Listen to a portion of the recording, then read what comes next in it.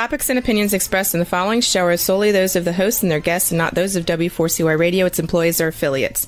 We make no recommendations or endorsements for radio show programs, services, or products mentioned on air or on our web. No liability, explicit or implied, shall be extended to W4CY Radio or its employees or affiliates. Any questions or comments should be directed to those show hosts. Thank you for choosing W4CY Radio.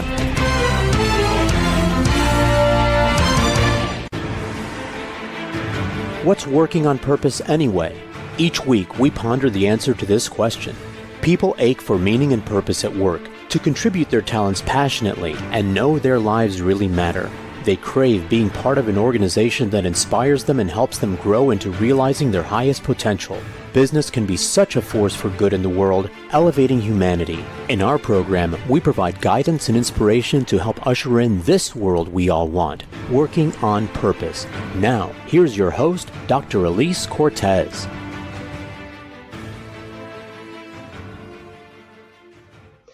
Welcome back to the Working on Purpose program, which has been brought to you with passion and pride since February of 2015. Thanks for tuning in this week. Great to have you. I'm your host, Dr. Elise Cortez. Most leaders are sitting on untapped human energy. I help them unlock it.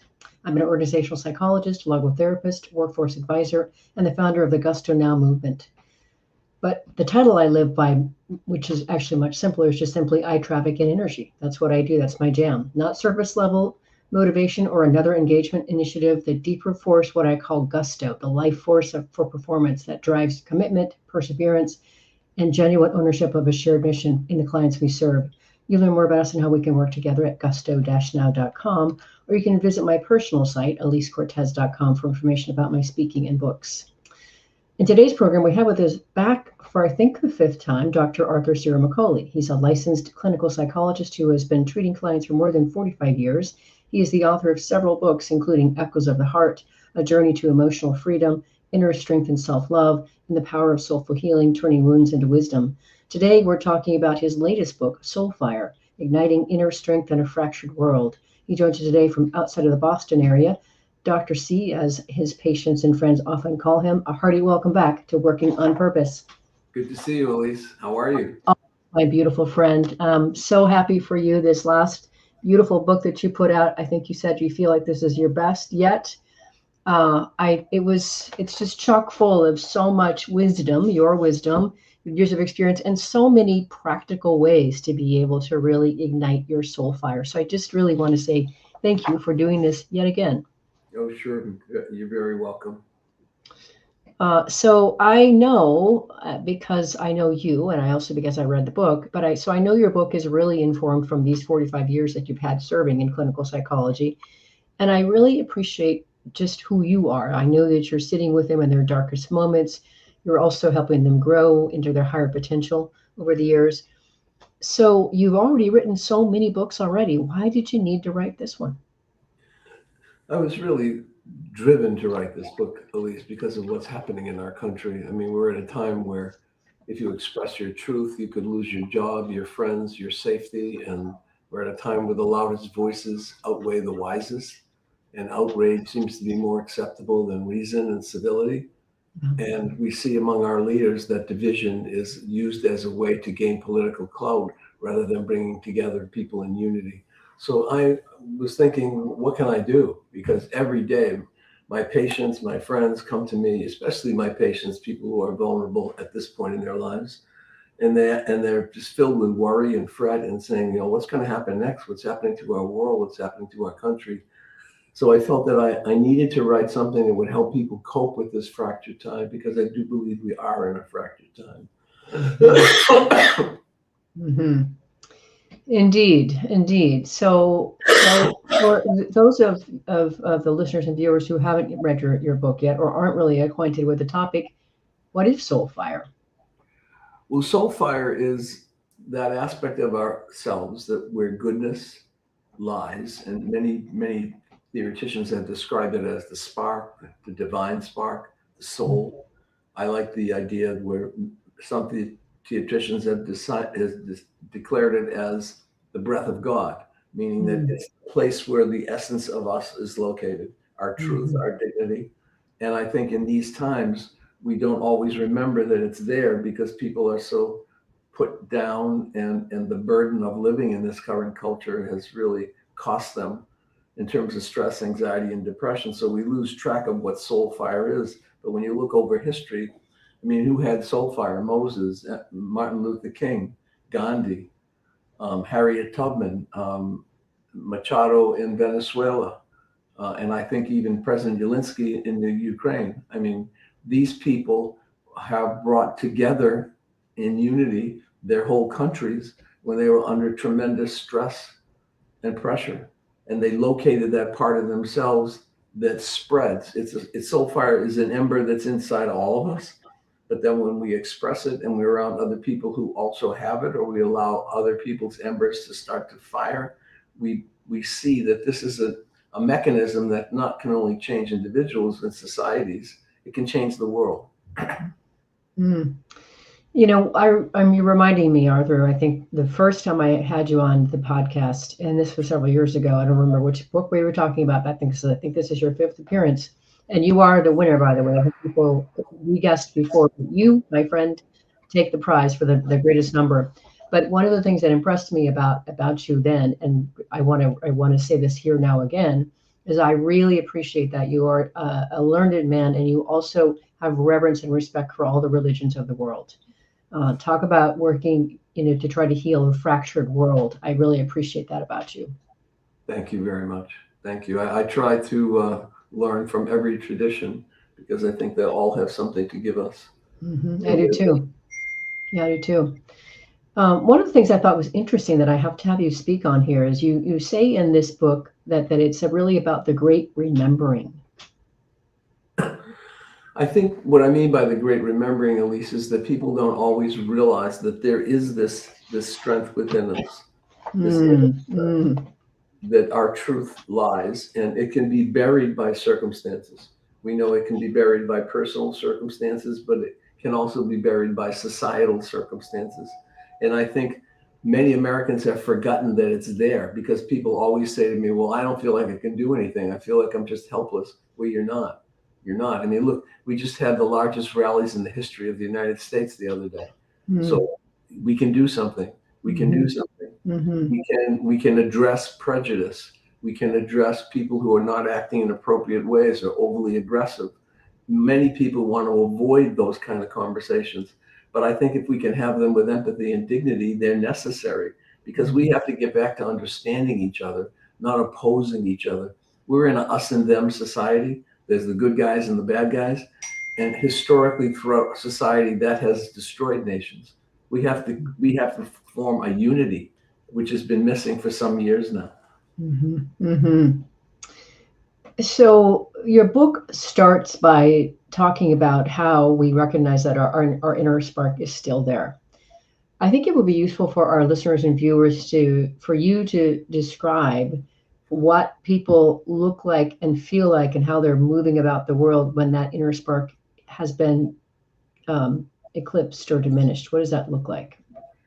I think it's there and it's manifested when you're using love more than fear, when you are speaking your truth rather than doing what's convenient, when you're not falling into the cynicism that exists so much in our country right now, when you oppose those forces and you stick to your own beliefs and values, then you are expressing your soul fire. And so I wanted to contrast that because I think it's so important for our listeners and viewers. Oftentimes they may not have recognized. I mean, I can tell you, I have a phrase that you're familiar with. I call it the walking dead. This is where people aren't connected to their soul fire or to really what lights them up at all. And they're just kind of going through their motions. They're on the hamster wheel. And oftentimes when I describe that to people, they're like, oh my God, that's me. And I think that's an important part of this whole journey is to start to recognize I got stuck here. I do need some help. I need a way out. I need illumination. I need help, or maybe I need a handheld partner to take me through this journey with me.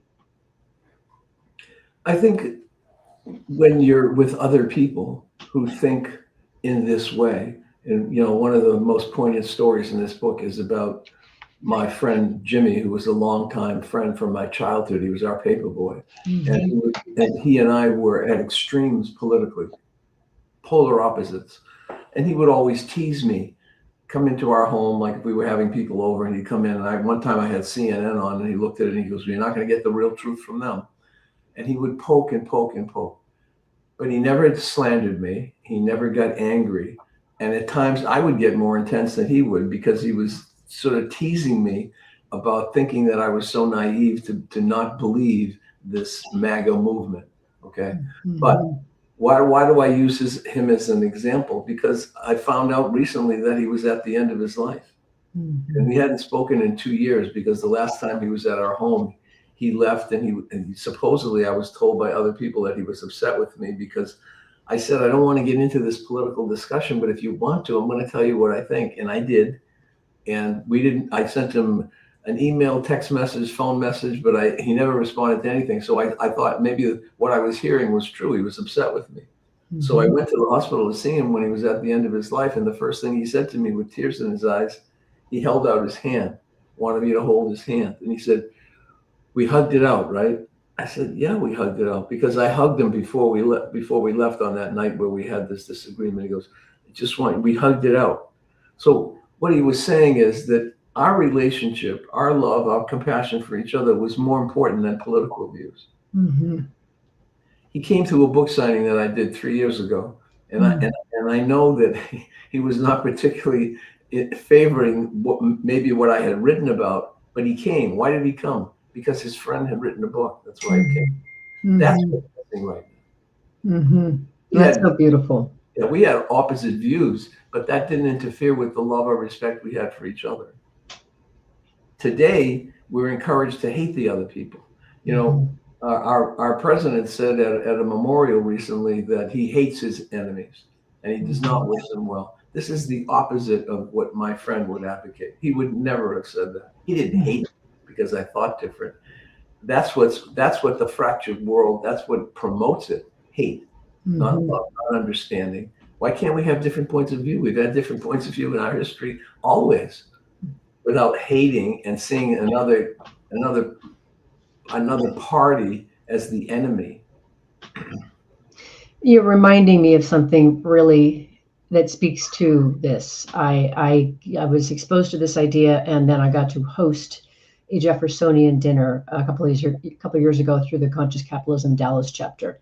So a Jeffersonian dinner comes from President Jefferson, who would oftentimes assemble people who had very differing viewpoints around his dinner table. And the whole point of the evening was to be able to unite people, to let people speak and share their very different views, and that it was going to be done in a respectful way where everybody could hear it and listen to it, take it in. And then the idea is that those individuals would leave and go back to their respective homes, communities, or whatever, and that new knowledge would then flow into that and be disseminated with and through that person. Mm-hmm. And so sharing the idea, I love this idea of come to the table with a different perspective. And there's rules, of course, to host a Jeffersonian dinner. You can't just adamantly oppose another person who speaks. Mm-hmm. You know, there's ways to be able to respond. But I think, boy, wouldn't it be amazing if we could have more of those kind of everyday Jeffersonian moments? There was a time in this country where that existed. I mean, John McCain and Edward Kennedy were good friends. Tip O'Neill and Ronald Reagan were best friends. Mm-hmm. And Nancy Reagan told a story about Tip O'Neill and Ronald Reagan arguing and debating till 2:00 in the morning, where she had to come down to the kitchen table and say, "Go to bed, you two, you're ridiculous." And yet, when Reagan was shot, who was the first one at his bedside? Tip O'Neill. And he said, "I love you, Mr. President." Mm. That's it. Because they were both patriots. They believed in what they were doing was for the good of the country. Today, I think what has disturbed so many people is we have very ego-driven leaders who are there for their own benefit, not necessarily for the benefit of the country. And the ways they're acting, the ways they're talking are the kind of language we've never heard in our lives, because it's filled with hate and resentment and sadism. And that's so destructive. Yes, indeed. And I want to let our listeners and viewers just think about that for a second, just reflect on this idea of the fractal world that we live in. And also consider, of course, what can you do to be of service to be able to heal that. So let's take our first break while we do that. I'm your host, Dr. Elise Cortez. We've been on the air with Dr. Arthur Ciaramicoli. He's a licensed clinical psychologist who has been treating clients for more than 45 years, I guess patients for 45 years, sitting with them as they navigate some of their darkest days and reaching for their higher states of growth. We'll be right back.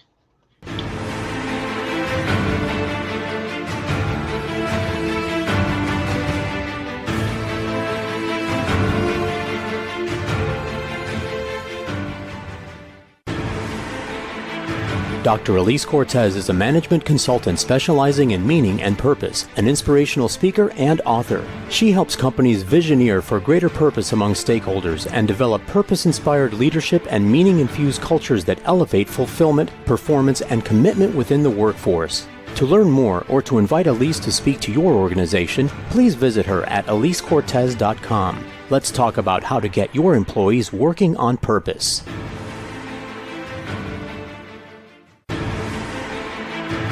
This is Working on Purpose with Dr. Elise Cortez. To reach our program today or to open a conversation with Elise, send an email to Elise, A-L-I-S-E, at elisecortez.com. Now, back to Working on Purpose.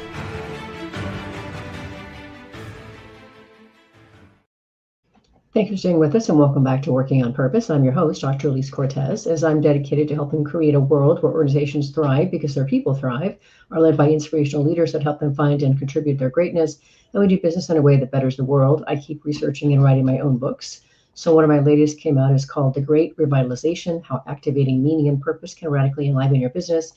And I wrote to help leaders understand today's discerning workforce. What do they want and need to be able to give you their best and stick around? And then I offer you 22 best practices to provide it for them through your leadership and your culture. You can find all my books on Amazon or on my personal site, elisecortez.com. If you are just now joining us, my guest is Dr. Arthur Ciaramicoli. He's the author of Soul Fire, Igniting Inner Strength in a Fractured World.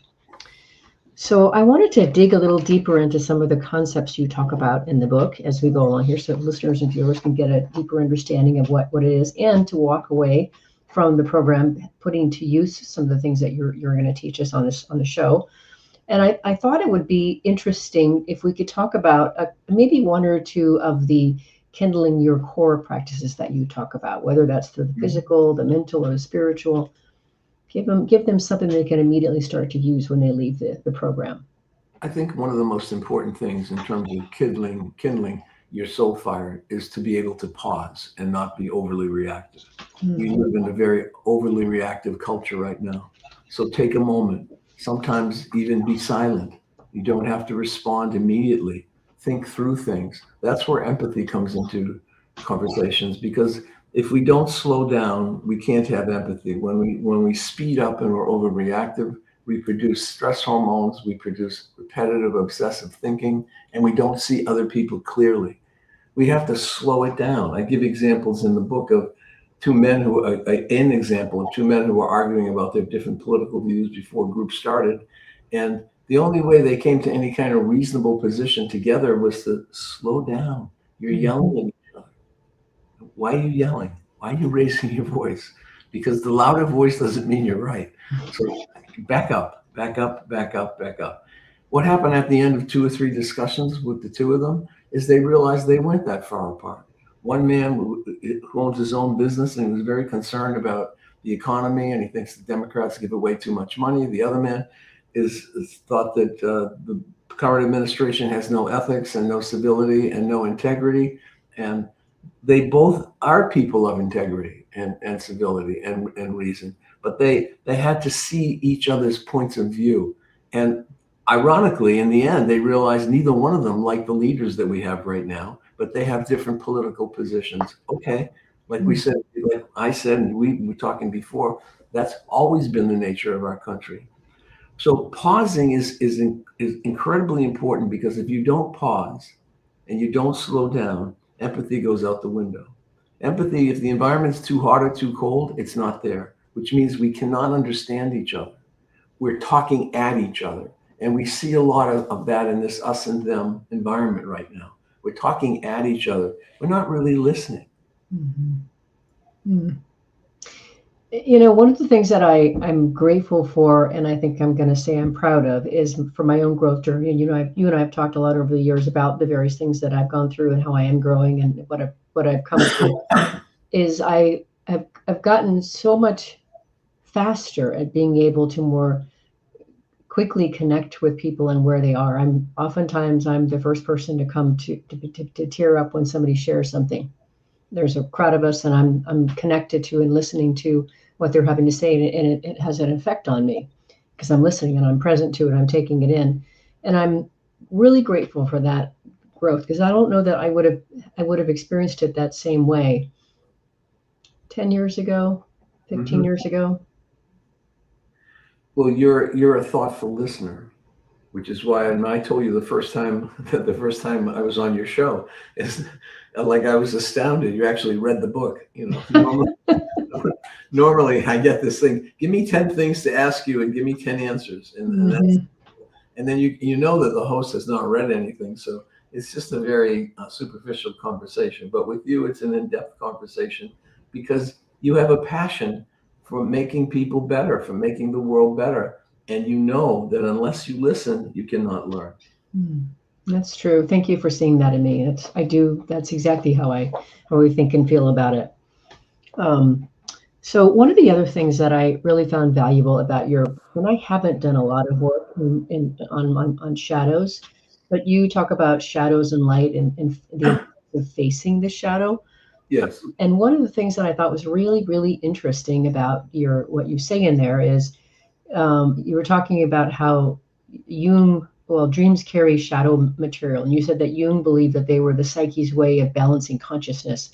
They show you what you're ignoring in waking life. I track my dreams. I'm a person who I remember whatever I possibly can when upon waking. And the first thing I do when I'm having my first coffee or tea is I capture them in my journal. Hmm. A little bit more about shadows and dreams. Well, shadows, what Jung was trying to say is that there are things that all of us want to deny about ourselves. So we push them away. Mm. And it's very important, this concept, because in our current culture, I do believe that what we do is when we're not aware of them, we project them onto other people. Hmm. So Hmm. this hatred that we see of one side toward the other, and people spewing hatred every day on Instagram and Facebook, is it really about politics? What I try to teach people is no, it's about personality. It's about denying what's in them and Mm. seeing it in other people. There's a complicated concept in psychology called projective identification. It means unconsciously, I see in you what I'm denying in me, but I don't even know I'm doing it. So I hate you for it. Mhm. And then you see a lot of that. So shadows, how do you know if you are struggling with a shadow, something about you that you've not come to integrate into your personality? Overreaction. For instance, I had a woman that I mentioned in the group in the book, who was in one of my groups, and she came in and she was furious about a staff meeting. And one of the guys asked her, well, what are you so upset about? Well, I went into the staff meeting. She's a nurse practitioner, and she's not a pediatric nurse practitioner, but she saw an 11-year-old in the clinic. And one of her colleagues just sort of innocuously said to her, oh, I didn't realize that you had that expertise. Now, my client couldn't sleep. She had insomnia. She was angry. She wanted to fight with her. And I said, what do you think she thought of you saying that?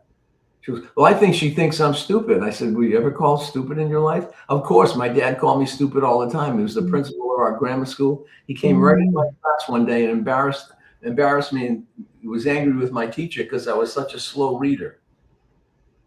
It had nothing to do with this guy. Okay, Mhm. it's not a compliment, but would you lose sleep over it for a week and want to fight someone? Right. Want to get into a battle over it? No, it was her unresolved stuff with her dad. So that's what shadow is. And we know, the body recognizes certain shadows before the mind does. So sometimes we get a cue. We meet somebody, we don't even know them, when we start to feel uneasy. We want to kind of walk away, or we feel unpleasant because they're stimulating something in us that we have not addressed. The Mhm. more we address, the more clarity we have, and the more we have access to that soul fire within us. But if we're living with all of these emotional internal conflicts, we can't get to the essence of who we are. It Mhm. deprives us of that soul fire, Mhm. living Mhm. in a distorted reality. Mm.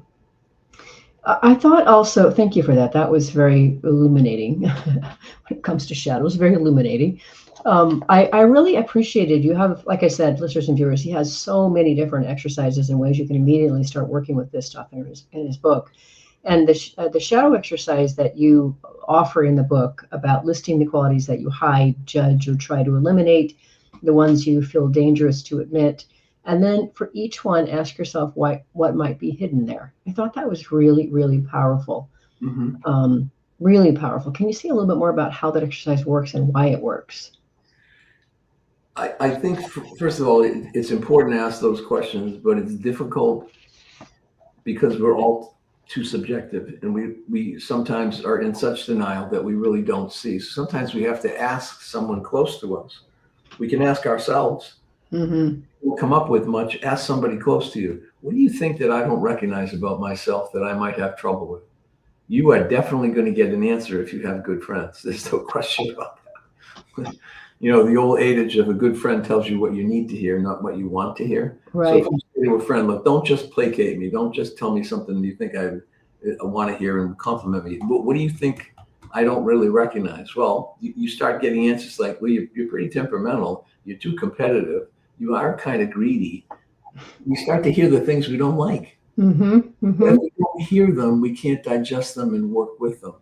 Everything that is denied limits our joy in life. There's a correlation there. The more we collect, the more that's in that shadow area, the more we don't deal with, the more we disown, we can't have happiness in a full way. So there's a correlation between joy and suppression.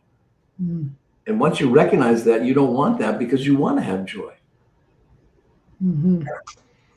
Let's talk about that for just a second, Arthur. I completely agree with you because you know the work that I do around Gusto, that's the life force of an organization and performance, and it's just that's the engine that I'm helping organizations stoke.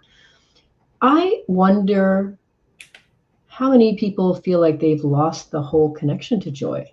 What is joy anymore? Do they think it's real?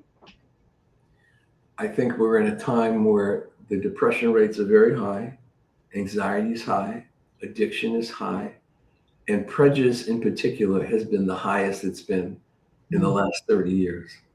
Anti-Semitism, Islamophobia, sexism, ageism. I mean, it's all there because we are in an environment of hatred.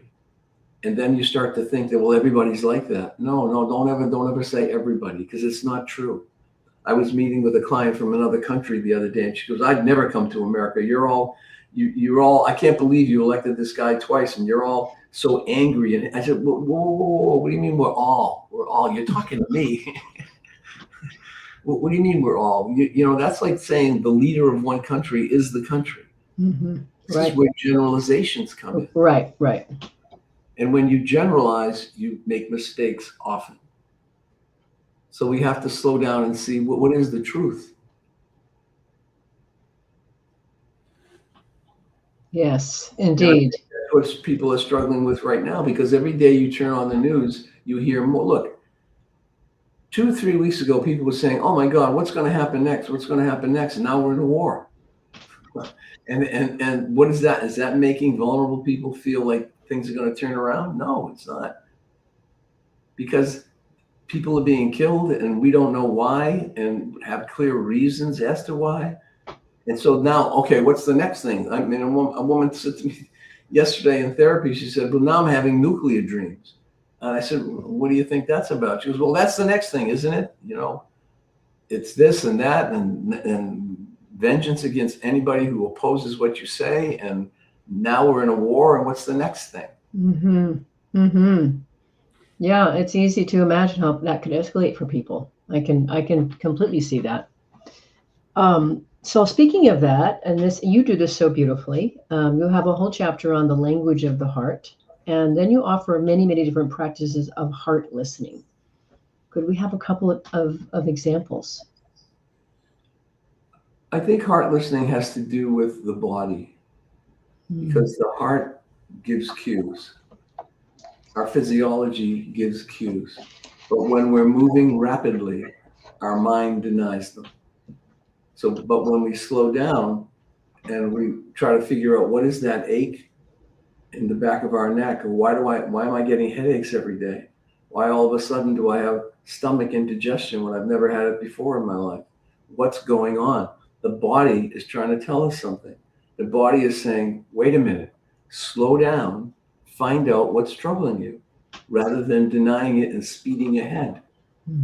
That's where pausing comes in. That's where renewal comes in. Because when we slow down, and you have to have courage to do this, because if you pay attention to the body, you're going to notice some conflict, either within yourself or between you and someone else.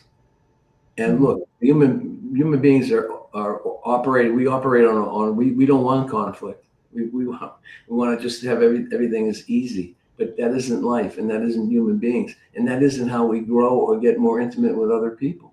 When we resolve conflict, we get closer to people. Right now, we're in an area where people are categorizing each other by political party, and that's that, and not really knowing what's behind that.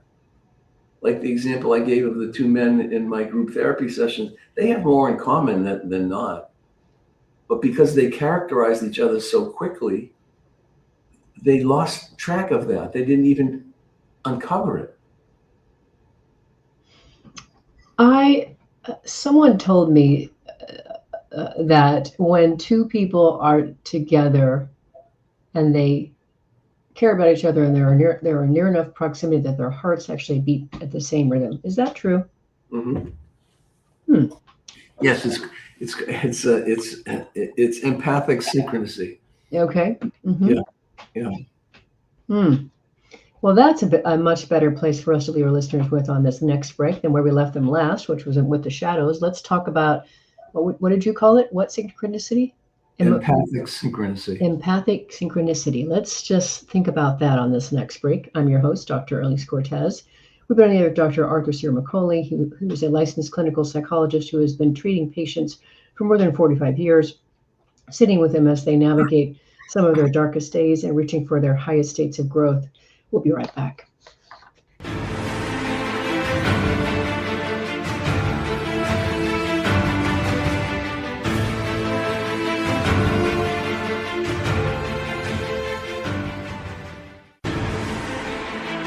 Dr. Elise Cortez is a management consultant specializing in meaning and purpose, an inspirational speaker and author. She helps companies visioneer for greater purpose among stakeholders and develop purpose-inspired leadership and meaning-infused cultures that elevate fulfillment, performance, and commitment within the workforce. To learn more or to invite Elise to speak to your organization, please visit her at elisecortez.com. Let's talk about how to get your employees working on purpose.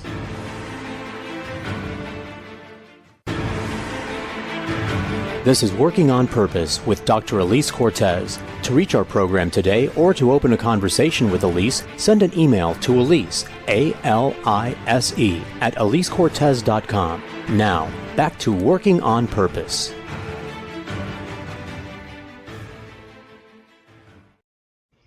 Thanks for staying with us and welcome back to Working on Purpose. I'm your host, Dr. Elise Cortez. As you know by now, this program is dedicated to empowering and inspiring you along your journey to realize more of your potential. I mentioned that my last book came out recently, The Great Revitalization. It has 22 best practices to help you elevate the culture of your organization for today's discerning workforce. You can download a free 3-page assessment to learn just how you're doing as a destination workplace. Make your way to gusto-now.com and you can grab it from the home tab or there's many other places on the site where you can download it from. If you are just now joining us, my guest is Dr. Arthur Ciaramicoli. He's the author of Soulfire, Igniting Inner Strength in a Fractured World. So as people are grappling with how to live and get by and ideally even thrive in today's fractured world, I appreciated also your whole chapter on anchors in the current. So ways to help people better situate themselves, plant themselves, if they will. And there's two things that you talked about that I would love to have you expound on. One is the values map, and the other one is the boundary script. First, talking about the need for anchors in the current. Maybe give us some more context for the people that don't yet know what we're talking about there. Well, I think in terms of values, it's knowing what you believe in and what's unshakable within you. Yeah. And that's where integrity comes in. And in terms of boundaries, when you make your boundaries vague, you don't engender respect. When you make them firm and clear, if someone says something inappropriate to you and you let them know that that's not okay, you gain more respect. So values are knowing, who am I and what do I believe in and what can I not give up just for the sake of pleasing someone else. And boundaries are, how do I respect myself? How do I let people know that's not okay? You can't talk to me a certain way. You talk about sexism in the corporate world, where women might get touched inappropriately, and it's instead of being demure, you turn around and say, "Hey, do not do that. Do not do that." Okay, you're not slandering a person, you're not calling them a name, but just you're maintaining a boundary that's off limits with me. Okay, that's gain resilience, self-respect, and it's an example of your soul fire in action. And when we tolerate injustice, that's not neutrality, it's complicity. Yep. So we have to express our soul fire. That's where the passion in us comes in, our values, our boundaries, and I want you to respect me, and that behavior is not okay. Now, this is where it gets tender and interesting here. I can envision some listeners and viewers going, yeah, I really value whatever, the right to carry arms, whatever it is. I really value that. And so we're just going back to the Jeffersonian dinner conversation that we were having before about looking at different views.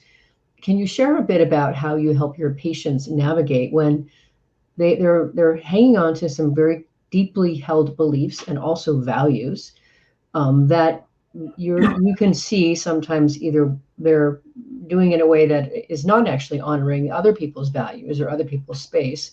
So there's that, what I'm trying to get to is that we can have really strongly held values, but sometimes maybe they have been informed in a way that limits our overall growth or our ability to be able to be united with other people.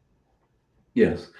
In the book, one of the examples I give is a patient, I call her Rita, and she was working in the corporate world, and from another country, she came here to Boston to take a job, and it was supposedly the dream job of a lifetime. And she was interviewed by a woman who she had heard about before, and who guaranteed her that she wouldn't be working weekends, that this was a company that valued health and balance. When she came, that woman had already left, and she was working for a man who was the opposite. He was very, very much a bully and dominating people. She realized right away that the people in the department didn't like him and didn't even know how he got to be in this position. Long story short, we talked about her values at one point. She had said, my family, we grew up with knowing that the truth is so important. And you can never let the truth be violated or your truth be violated. And I said, well, the truth you were told was you don't work weekends, you don't have to travel consistently, and that's not what's happening. She goes, I know. And I said, do you think has anything to do with your insomnia at night? That you're not valuing the truth, this value that you have, you're allowing it to dissipate right in front of you. So it took weeks in group therapy to get her to, with trepidation, and with the help of some other women in group who had been bullied in the corporate world, to address this man and say, look, it's either we go back to the initial contract or I'm not here. And she was worried and she was fretting, and she said, I was perspiring, and people in groups said, it doesn't matter if you were perspiring or not, you did what was true. You have a value, the truth. He lied to you. They lied to you. That's not the truth. So you're going to exist in an environment where your core value is not seen as significant at all. How can you do that and feel healthy? And she was ignoring those cues in her body. She ended up with backaches and migraines and other things. The body tells the truth, as we had discussed earlier. But eventually she was able to gain her voice and speak. And you have to, for your soul fire to be alive, you have to take action. You have to put it into action. Or else it's just hoarding. You're keeping your best self to yourself. And saying yes to everything is saying no to yourself. And that's what she was doing. Okay, you want me to work weekends? Fine. No, it's not fine. That's why you're not sleeping. He said you didn't have to work weekends. Thank you. That was, I know that over the years that you've written so many books, that you've shared so many things that you've learned from your patients and watched them triumph and such. And it's such important and beautiful work that you do. Well, thank you very much. Dr. Seeds. Yeah. Well, a couple more things I want to be sure and talk about before we finish this segment here. I want to go to the idea of tending the flame. And I thought that this idea that you talked about is one part of that is to assess the environmental mismatches you might have. And you just described one with Rita in terms of her work and her workload. Can you talk a little bit about, so since we're talking about tending our flame, our soul fire, what might be some environmental mismatches that listeners and viewers could notice and start to recognize? Well, what if you live in a community that you know is promoting prejudice? And it's very possible, right? Certain parts of our country, we know that exists. What do? Do you stay there? Do you stay in that neighborhood? Do you stay in that organization? What if you're a single mom with 3 young kids and you need that check? So it really cuts to the heart of our dilemma of how do I respect my own values and boundaries, and yet I need to live. I need money. I need to support my children or whoever. So it can get confusing. But that's where we need other people. I think that's why groups of people, it doesn't have to be group therapy, but when people come together as a group, ideas flow. And people start to discover that, a lot of us are in this situation. Look, over 85% of people in the corporate world, and 5 years ago, a study was done, and 85% of people who were bullied never said a word. Wow. It stayed in those environments. So what does that do? But it's not an easy decision. And I think you need the empathy of other people to realize, oh, this is very difficult. This is hard. Yeah. But maybe there is another alternative. Maybe Mary, who you just talked to, she says, well, my company's hiring. Or maybe Frank, who says, well, I'm looking for a secretary, or I'm looking for a project manager. When you come into a group of people, and you see a lot of this in AA, of course, because people help each other not only find jobs, but remain sober, remain healthy, and it's free. People come together. One of the groups that I work with here in the Boston area is an interfaith group where people come together of different religions and atheists as well, and they help each other learn from each other. But when they're in these dilemmas, they get ideas from each other. When we're just with ourselves and we start to get depressed and we start to get low, we sink within ourselves, we lose our soul fire, and we need to be around other people who will help that ember come to life. Yeah. So true. So true. Okay. So then now we can build on what we just said there. And you have a whole discussion on the fire that heals. And, this really speaks to me. It speaks of our various conversations and the book that you and I co-wrote together, The Power of Soulful Healing. This idea of transforming pain into wisdom is so compelling.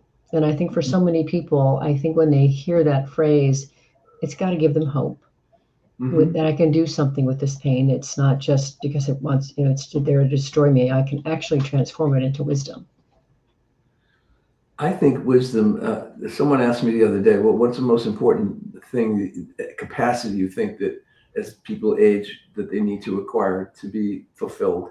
And I said wisdom, because I think what happens when we suffer, we learn, right? You may have been in a poor marriage and you have learned something about that spouse and the qualities of that person that you missed, that you didn't see initially. And now you're not going to go there again. You may have worked for somebody who acted inappropriately or treated you poorly, but you understand why you took the job and how you made the mistake of jumping to it first without really thinking, because the corporation has a very known name. So it's working through the pain that we come out of it with more insight and wisdom. And as Eric Erickson said, the last stage in life, if you don't have wisdom, what do you have? Because wisdom says, I can see people now. I can know people in ways that I never did before. And in the minefield of relationships, I know who to get close to and I know who to remain distant from. Now I have a map, but it's my own map. And how did I acquire it? Because I was hurt, because I suffered, because I was in pain. Mm-hmm. Yeah. Yeah. So true. Well, you talk about the importance and the opportunity and the invitation to become the light. And then you also talk about the obligation of radiance and the completion that begins from that, which is where I think I want to have us finish to finish the show. If you could just speak to that, because that offers hope and it invites people into this fold. I think we need to radiate our light. We need to help other people whose embers are not glowing. And when you step into their world, you turn the flickers into a flame and it becomes more of a movement. And your soul fire is enough, will always be enough, but you need to do something with it. You need to protect it. You need to practice those renewable practices that we talked about so that it doesn't dim, but you need to give it away. You need to give it to other people, because when you illuminate other people, you illuminate the world and they will never forget you, because there's no better feeling than teasing out the potential in someone who doesn't think it's there. You know that. You are such a gift to the world, Dr. Arthur Ciaramicoli. I'm so grateful to call you my friend, to call you my co-author, and to share you with my listeners and viewers around the globe. Thank you for coming back onto Working on Purpose. Oh, you're welcome. Thank you very much for having me. Always a pleasure to talk with you. Indeed. Listeners and viewers, you are going to want to learn more about this incredible man, Dr. Arthur Ciaramicoli, the work that he does as a clinical psychologist, and his numerous books. One way to do that is to start by visiting theempathysolution.com. That's one of his sites, theempathysolution.com. Last week, if you missed the live show, you can always catch it via recorded podcast. We were on air with futurist Rashad Tabakawala talking about his book, Rethinking Work, Seismic Changes in the Where, When, and Why. He shared how leaders can stay ahead by rethinking work and embracing transformation, from evolving organizational models to the new why behind work. He talked about what it takes to lead and thrive in the workplace and business of tomorrow. Next week, we'll be on the air with Steve Brown, author of AI Ultimatum, Preparing for a World of Intelligent Machines and Radical Transformation. This conversation will build on this episode and take us into the macro aspects of how technological advancements are changing everything about the way we live. See you then. Let's continue leaning into discovering how to elevate your operating system as a leader and create destination workplaces where legendary business takes place. Let's work on purpose. We hope you've enjoyed this week's program. Be sure to tune into Working on Purpose, featuring your host, Dr. Elise Cortez, each week on W4CY. Together, we'll create a world where business operates conscientiously, leadership inspires impassioned performance, and employees are fulfilled in work that provides the meaning and purpose they crave. See you there. Let's work on purpose.